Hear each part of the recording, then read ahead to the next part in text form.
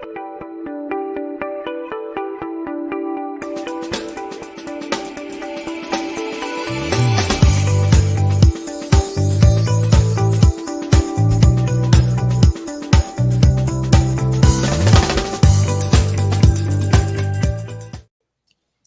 hello there, reunited, and it feels so good. It's Real WW Talk, and I am Erin. I'm Candice. And I'm Rikki. Ladies, thank you for holding down the fort for the past 2 weeks while I have been still under the weather. I've still got it. My ear is clogged. Candice, I think you had something similar. Rikki, I know you had something similar. It was only inevitable that it would crash to me. We just flip-flop. You held us down for 2 weeks, and then we held it down for 2 weeks, and now we're all here. Yes. Just in time for the holidays. How y'all doing? How's your week been? Rikki, go. How was your week? Pretty good. I mean, it's been like amping up to the holidays, so I definitely feel that pressure of like, do I have everything organized work-wise before the break? Because I'm a special educator and the timelines don't stop for breaks. So if something's due to a family in a month, they don't care. Timelines don't care if, there's a holiday break in between. So that's kind of added a little bit of stress. And on top of, finding gifts and, preparing for, holiday season events. So things have been busy, but I won't complain about that. Definitely not. Yeah. How about you guys? Candice, you look fine tonight. Like I feel like your schleppy cousin over here. Well, if you had seen me before, like I said, this is Real WW Talk. I'm telling the truth now. Is this yield? Do you have the back of your hair in a ponytail? Girl, I don't have a back of hair yet. My hair is still growing out from chemo.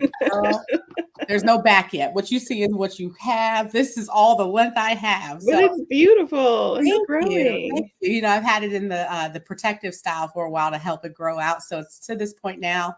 And I'm just trying to rock with it. I'm really proud of it. But yeah, we got back from Great Wolf Lodge today because we got this deal back in August where they were like, for one day only, like going to Great Wolf Lodge is $89. And for those who have gone, it's like ridiculously expensive. It's a great thing. I'd never been, and they've opened up the location here in Maryland. Mm-hmm. So got to take Isaiah. He had a blast. It was only one, and it was like a mini staycation because it was an hour and a half drive. Yeah. And we were there and back, but it feels like we were gone longer. So I really appreciated that. And then I came back to reality, and it's like, okay, meetings, and then this, and then this. So coming up to the holiday, I really appreciated kind of, being able to get away for one, because, I've been on trips. I've been gone, going back to back. So also looking forward to just being home. Good. And getting ready and putting up our huge tree that my husband bought that's hitting the ceiling that we're still trying to get him to cut down. But yeah, other than that, I can't complain. Erin, I know you've been trying to just push through. So I don't know. I feel like you gave us a little bit about how your week was. But. Yeah, my week has been really, really insane with work. Well, one, I call it the Christmas crazy. And I'm sure other people identify with this. And it's that, trying to get all of those last bits done before the end of the year. And I also work for a nonprofit. And so all of those things that come with trying to get, meet your end of year fundraising opportunities and things. And then we've just had just some various staff things that have been happening, and then being sick on top of it. And I'm one of those, what they call we call it the bottom of the funnel, where everybody's other stuff, but it funnels down to me and I've got to make sure it all goes. So all of that and sick has just been wild. But I will say, outside of that Christmas crazy from a health standpoint, obviously being sick, but we're in the middle of our step bet and trying to make sure that I'm maintaining the steps, because I'm not about to drop out from it. But I realized something even before I got sick, was how willing I am to not make my health a priority when other things push in, and having to really prioritize myself. And I felt, it's weird, I felt a lot of friction around that. Have you felt that at all? Meaning when other things are trying to take your priority and you have to say, no, this is what I need to do for me. Yes. Yeah. Even tempted to quit the step bet. That's how on the edge I was. And I'm like, I have to step back. It's busy. I know I don't have a lot of time, but I need to prioritize the time, and I am at the top of the list on the priorities. And that was really eye-opening. Are you sure Can I you were give just thinking you about me being in your ear, taking your money? Right. can I give you an example of what happened to me this week? Are you out of the step bet? Unfortunately, I was Candice this is like, time. I know. Stop with the smirk that you're trying to hide. Your face. we know you're not empathetic right now. Serious condolences. I understand what's happened. Sorry. Tell us the story, Rikki. I'm trying. Yeah. You're so sorry.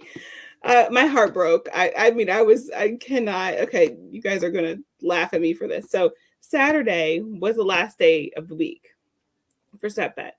I had took a rest day on Wednesday because that previous Wednesday, last Wednesday, I was working remotely. And I had a meeting I had to go to all day. So I was sitting all day.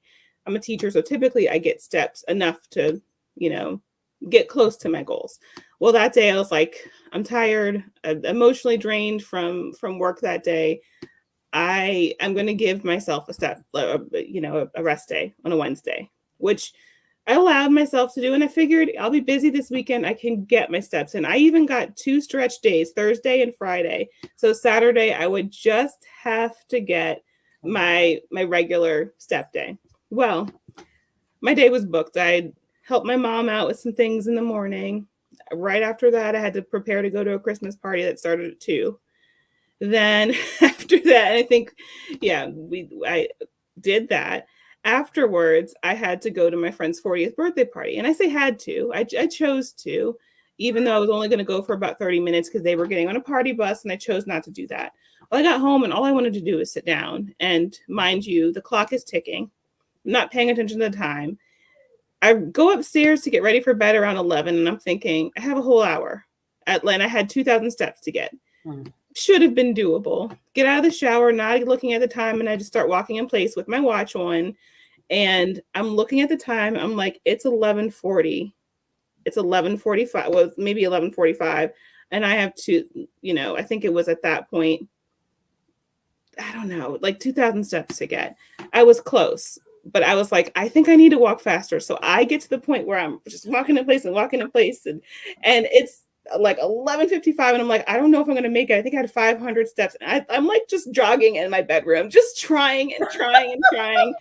And 11:59, 12 o'clock midnight rolls around, and I was 200 steps away. Oh. But it's not for lack of trying. Yeah. I mean, it was the last minute cram. Yeah. You tried. Yeah. I was so mad. And now it's like, now my steps are in the toilet because I'm like, I walk. What's the point? Like, who needs walking? What's the purpose of life? I'm not moving. Yeah. Well, at least, it happens to the best of us, honestly. That's the last time David did a step bet. That same thing happened. And he swore it was something wasn't syncing. And it can be a thing. But we're happy you tried. Yes. First, we have another one coming up in the new year. Yes. I will be. I won't let that happen again. I'll tell you, because that hurt. Part of your Christmas gift. What part hurt more, Rikki? Not getting it or knowing that Candice is gloating? Well, this is what I'll do. I will take some of the winnings and use it to buy your Christmas gift. This is how I will not make you feel as bad. If you like your Christmas gift, know you paid for a little of it. I think I had been saving my, little bank of my $40, and knowing that I can't let that grow hurts my heart. Just regardless of who's getting it, you guys, everyone enjoy your 15 cents. There you go. For me. Enjoy it. Buy yourself half of a cookie, but know that my heart is still hurting. Enjoy your cookie morsel. Love, Rikki. Yeah. Our condolences to you, Rikki.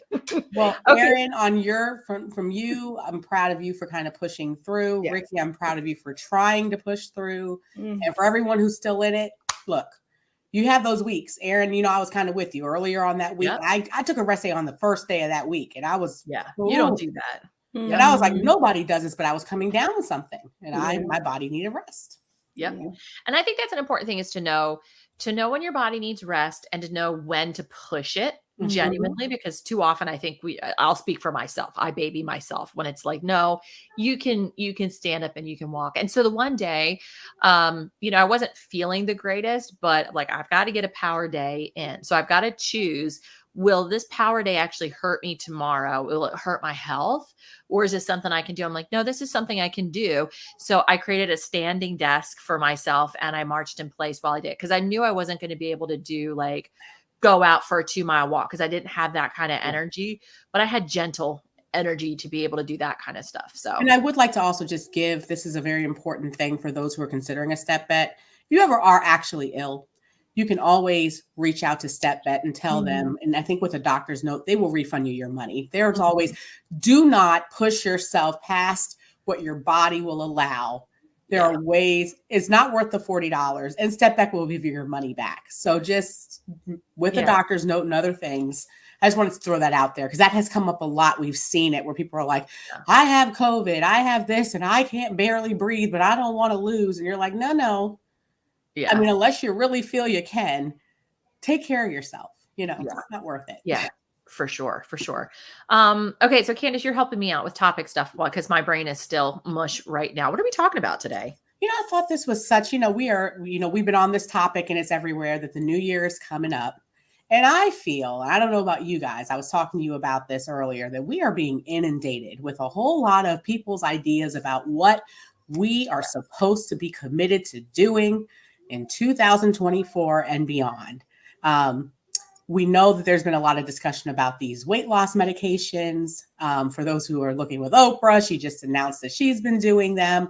There's been discussions. Can I just say I'm floored?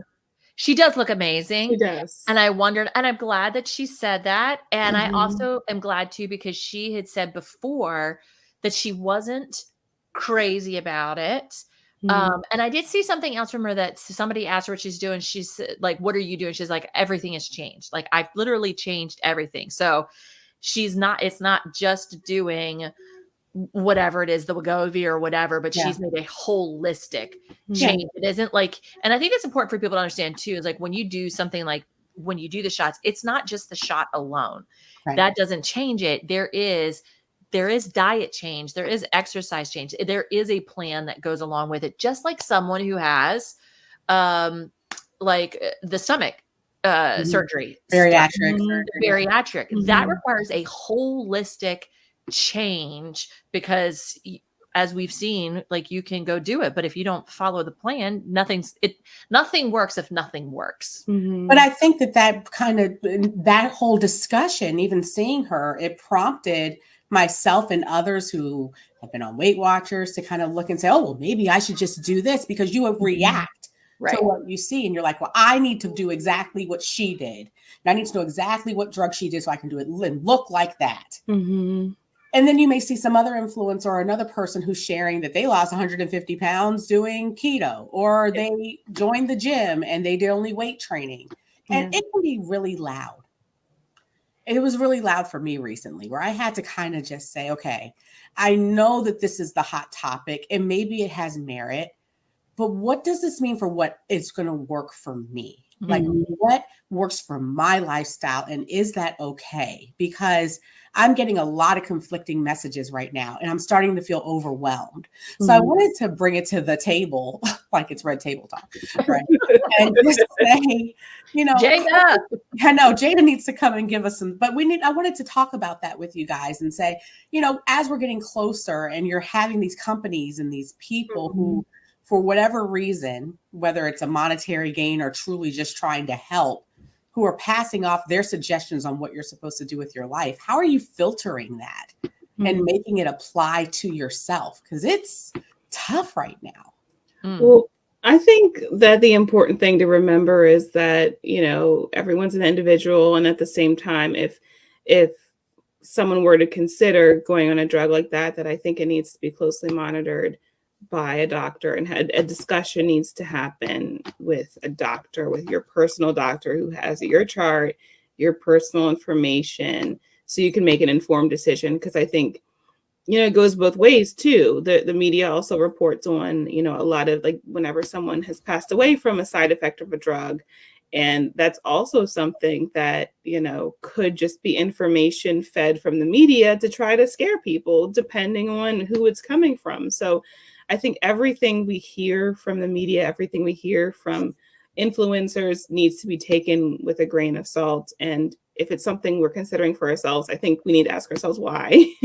Is it because I really, admire this person and, find myself relating to them in other ways? Or is it because, it's something that would really benefit me? Mm-hmm. Yeah. The one thing that always goes through my mind is their marketing. People pay a lot of money for marketing. If you see a commercial for it on TV, if you see an ad for it on Facebook, there's marketing. Even Weight Watchers, there's marketing around it because I'm getting the ads for sequence in my news feed, which means they want me to pay attention to this, right? I don't have any issues, honestly, with WW being in this space, because one of the things that I do appreciate about it is always looking at that science approach on things. And we are seeing that this thing is helping people who have struggled with long-term obesity. And that's something that we haven't really discussed a lot. It hasn't really come up, is what are the effects of long-term obesity? Because that's only within maybe the past 20 years or 30 years that we've been noticing that even our children are obese and suffering from type 2 diabetes even at the age of 10. That's not something really that prior generations have experienced. So I think we do have to look at it, maybe think thoughtfully around it. But when it comes to me personally, Candice, I'm with you. Like, I keep seeing this stuff for it and I'm like, I don't know, maybe I should just try it and see if it works. But I always go back to that. I know what my problem is. And it is, I need to move more and eat less. That's really my problem. Now, I know some people who are on semaglutides? Semaglutides is not right. That they would say, I would have said the same thing, but it's the chatter in the brain. There are things that I didn't realize were happening until I went on it, and it quieted those things out. Like, somebody told me that they said exactly what I'm saying, where I just need to eat less and move more. And they're like, actually, I was doing all of that, and this is what helped make the trigger for it. So again, I think it's your personal body, talking with your doctor, what are you prone to? But for me, I don't think it's right for me yet. But I think that's, and I appreciate what you guys are saying about, specifically with the semaglutides, or however it's pronounced. Forgive me if it's pronounced incorrectly, but I think that I'm going to personal training. I think I shared that with you all. For me, waking up early and going in and twice a week with a personal trainer who's helping me with my weights is something that helps me hit my goals. It helps me feel strong. Somebody else who may have a problem with waking up early, or who that's just not how they're made and it doesn't fit their schedule, may want to do what I'm doing, but it doesn't work for them. And there's guilt sometimes when we're looking at other people who are able to do things a certain way, and I unfairly apply that pressure to myself. I'm regularly having to tell myself, I'm not Rikki, I'm not Erin, I am Candice. And Candice has these pros, these cons, these challenges, these things that are a part of my life, and having to kind of filter out the noise of, and especially if the person who I'm comparing myself to is very vocal about what has to happen or what works for them. So we know in this weight loss realm, it's been the medications. But when you're talking to people who are really big on exercise, they'll tell you about how it's just all about the strength training. Or someone at work will say, you have to use this organization system. It's so much bigger. The comparison piece applies to all areas of our lives. Yeah. And so many of these people who are advertising these things, like I think about the shortage with Ozempic, for example. There's a huge shortage of it. I think about Oprah and I'm like, she probably isn't having to go to the pharmacy and, wait in line. And even if she had someone to do that for her, she's probably not paying for these things the way we are. They probably are knocking down her door like, here's the next 2 years worth of, of this drug. Right, but we don't know that. We don't know that. We can't assume that and put that on her, though, Yeah. I mean, my thought is that it probably helps these drug companies to have someone like Oprah advertising and saying that she uses it, even though I know she just came out and said that. But I think my whole point in saying that is I think we do have to take it with a grain of salt that the things that help some people are things that, especially I think about influencers, especially with that, are people who a lot of times aren't paying for these things or sent them, and then they're sharing their unbiased opinion on them. And I think the harder part is when that does happen. And let's say that after doing all the research and talking to my doctor, let's say that in the case of the Ozempic, my doctor says, no, not for you right now. You need to just kind of do the diet, exercise, or, we just need to work because you've been able to do that. And let's say that both of you decide to get on it. I have to make adjustments to how I process and how I focus on what works for me so that I don't allow comparison, which is something we have discussed, to be something that hinders my progress, because my body is not your body. My journey is not your journey. And especially, let's just say in that example, what if you all lose weight really quickly and I am kind of moseying on down the road, but it's what works for me. That takes a lot of kind of internal kind of like chutzpah to say, I'm going to do what works regardless of the world. I think a lot of it too is it's just pay attention to your own journey. Don't pay attention to everyone else's. The comparison is a thief of joy. And it's also the beginning of jealousy, and nothing ever good comes out of jealousy on it. And I don't lose weight like everyone, like other people. We've talked about before about, crock pots versus microwaves, right? Like, and I think we've all said we're in like the crock pot camp on it. But man, when I see microwaves losing, it feels really frustrating because it's like, we're doing the same thing. It's not fair. It's not fair that you're losing weight in that way. And I'm not, but it is, it's just going to take me. Not everybody runs the same race at the same speed. And that's okay. I've got to focus on my part of the journey and not on their journey. And that's where the journaling, like actually journaling in a journal and writing my thoughts, has been helpful for me in the millions of journals that I have to do it in, or I'm going to consistently do it and stop ripping out pages. Good job. Can I just say, when I heard you say that last week in the podcast, I was like, you did what? Oh, I do. What? And I found the bag of all my ripped out pages. You kept them. To glue them back. I feel like it's crazy. On top of ripping them out, you kept them. Like I was like, it was. I thought you would have burned them. I would be like, Lord, I'm sorry. Can I put it back in? Because the thoughts are good to see how you evolve. Yes.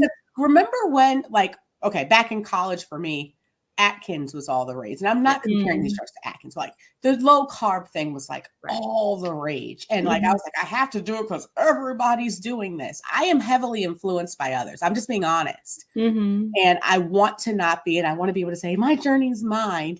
But I have to be so incredibly intentional about turning inward and honestly turning off the noise. Like I said, disconnecting from social media. I say that a lot. And considering the source and honestly picking it apart for a little bit. Like, not to discredit Oprah or anyone on our Facebook page, but sometimes I have to look and say, okay, this is where I'm different. Let me highlight that for myself and let me focus on what that means for me. There's no one who's like me. There's no one who is there's not a person who's gone through breast cancer and MS with a son and with this body chemistry. So I need to look. And unless I find that person, how about I just compare myself to me and write down all of my thoughts in my journal about the comparison so that I don't have to kind of keep it inside. Because I think me ignoring it doesn't help. I have to acknowledge that it's there, that I'm doing it. Well, what do we talk about? We're shining a light on it.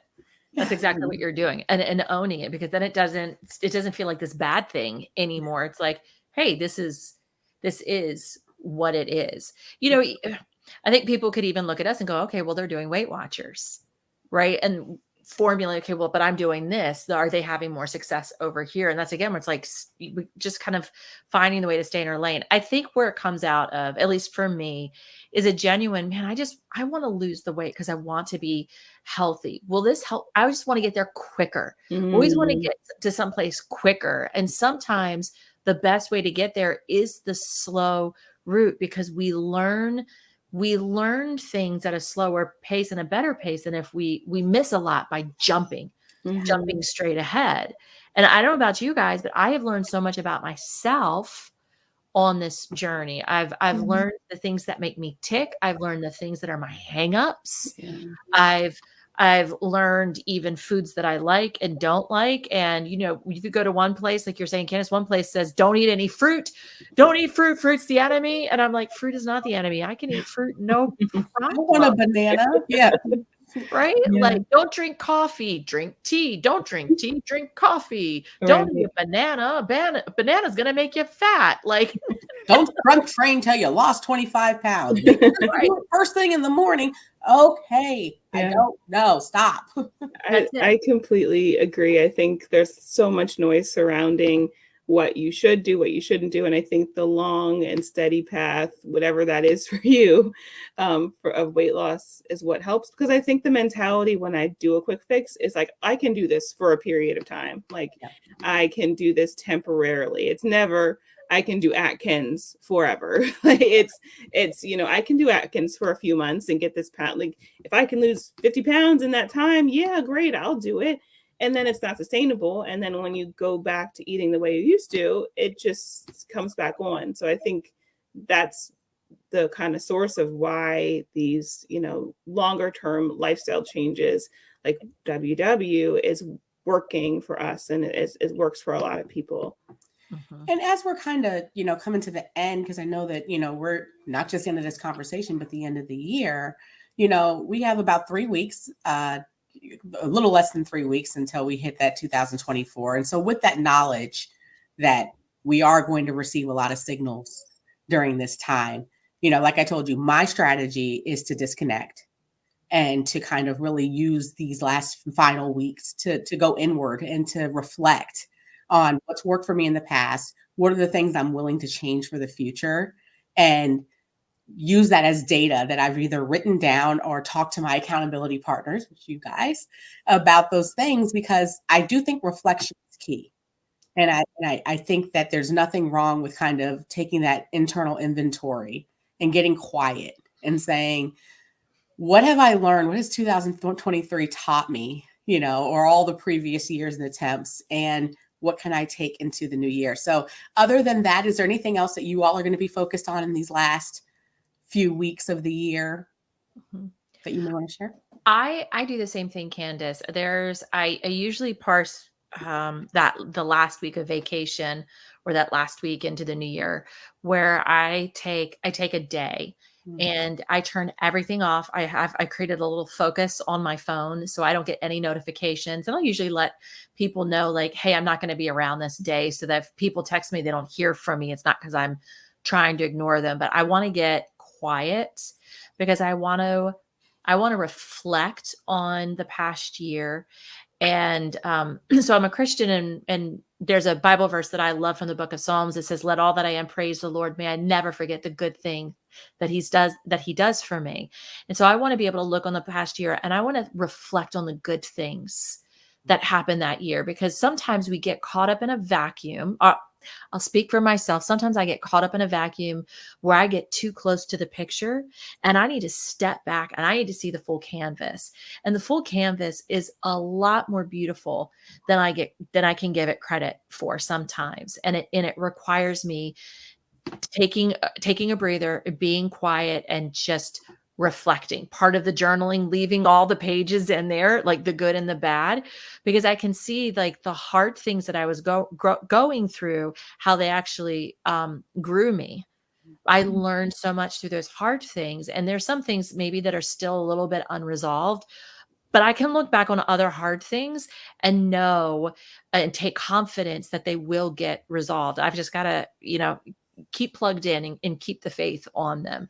And then even as it pertains to my health, like, if honest assessment, how did I do this year? Mhm. What were things that I focused on? What have I learned? I mean, the step bet, I love going back and doing the step bets because those are so eye-opening for me about how I do or don't prioritize my health, and even the quality of the steps that I get, the types of walking that I do.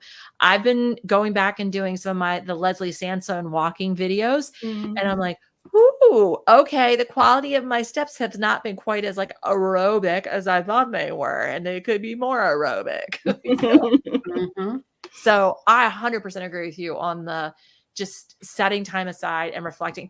I'm a single person, so I can set the day aside uninterrupted. Sorry to the rest of you who aren't.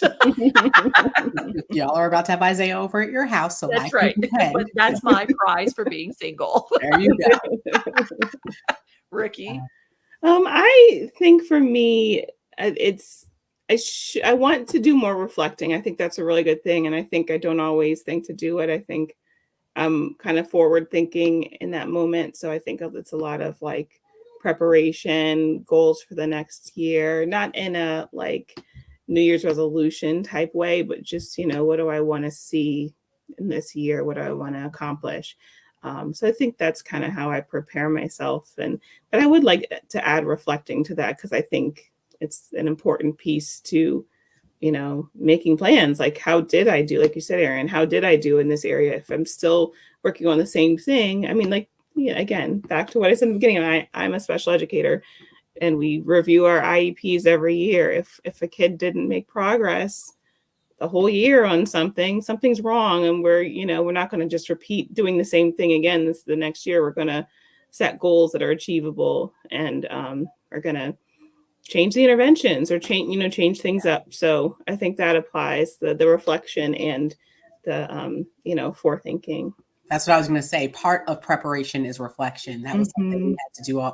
You hit it the nail on the head when you were talking about what you're doing with work. You can't move forward really, truly until you've acknowledged what you've done and if it's working or not. Because otherwise, the definition of insanity is the same thing over and over again, expecting a different result.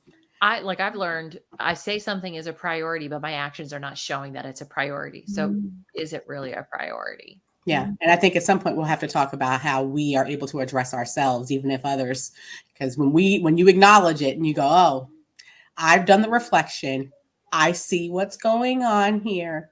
I'm calling you out, Candice. Love Candice. Do better. That's it. Yeah. Do you guys have any thoughts for like this coming year? Things that you already have identified? Like, man, I think I feel like I need to focus on that coming up in 2024. Mm-hmm. I think for me, activity, activity's always been something that I've strived to do. And I feel like I've had seasons where I've been very active. And I think a lot of that's dependent on my community. So when I lived 5 minutes away from my best friend and we go walking after work, we work together. So we would go walking every day after work. Like that was easy because the location and the person and the who, the what, where, all those things were set up for me. But it's been harder, especially this year, because when you've gained weight, it's physically harder to do. So mentally, there's a hurdle to get over to say I can do it even if it's hard. So that's something I'd like to focus on this year. And mine is being more direct in how I'm approaching my life decisions, weight and otherwise, because I think I've been more reactionary and more like, oh, let's just hope. I hope, as opposed to this is what I'm going to do. Here are the steps. I don't need this approval. I don't need this randomizer to tell me what to do. I know what I need to do next, and I have confidence to do it. And work or not, owning my decisions, because I've always looked for outs, and that's something that just doesn't work for me anymore. And life has taught me that. It's like I could keep doing it, but at this stage, it's just not helpful. So I'm looking forward now and for the last 3 weeks and in 2024 to being more direct and owning my decisions and being able to do that. I love that. Yeah. For me, you've probably heard me like saying this recently, but like about priorities, about what is my priority and am I my priority? And and having to put me first on things. I realize how often I yield myself to other things, and that boundaries are a good thing. There are givers and there are takers, and a taker will always take what a giver gives. And a giver can't get mad at a taker for taking what the giver gives, because the giver's given it. And I will find myself as a giver often getting mad at where I realize, oh gosh, somebody is taken, like and I'm like, you gave it. You gave it. And so if you don't want that to happen, you just have to be wise in what you give and how much you give, so that you don't feel that way. And you need to see yourself as the priority that you are. So yeah, me being a little bit more choosy on what I'm giving of myself and how much I'm giving of myself to certain things. I think we've got some great goals and we've done some awesome reflecting today in preparation for 2024 and beyond. And I just want to thank you all. Thank everybody who is listening to this conversation. If you want to, let's continue the conversation. We like to have discussions in our Facebook group. You can find us on Facebook at Real WW Talk. We also are on Instagram, Real WW Talk, and we are getting more active on Connect. Yes, we are. I'm claiming it. I need to do better. But if you have if you're on Weight Watchers and you want to chat with us there, we're there, and we love for you to listen to us on our podcast. That's the biggest thing. You can find us on all places that you stream your podcast. Search Real WW Talk. It's great, great, great connecting with you, ladies. And I'm so glad we're all back together, Erin. We want you to feel better. Continue with those boundaries. Rikki, just keep going. We got this for the new year. Even though with the setback on, you are still going to walk, and it's going to be great. And that's questionable. Okay. She just declares it for you. We got this.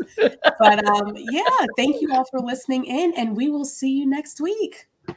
Bye.